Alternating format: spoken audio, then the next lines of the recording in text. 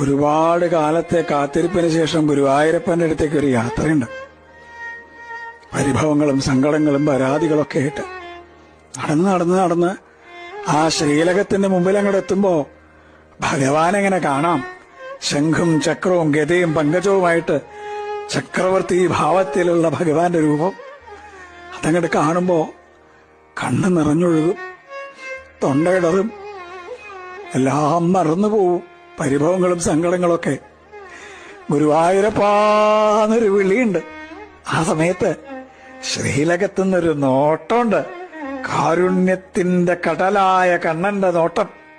ഞാൻ ഇല്ലേ കൂടെ എന്ന് പറഞ്ഞിട്ട് ആ കണ്ണനെ ഹൃദയത്തിലേക്ക് നിറയ്ക്കുമ്പോഴേക്കും ദ്വാരപാലകർ നമ്മളെ നിൽക്കിണ്ടാവും. പക്ഷെ ആ കാരുണ്യം നിറഞ്ഞൊരു നോട്ടല്ലേ, അത് മതി നമ്മളെ പരമാനന്ദത്തിൽ ആറാടിക്കാൻ.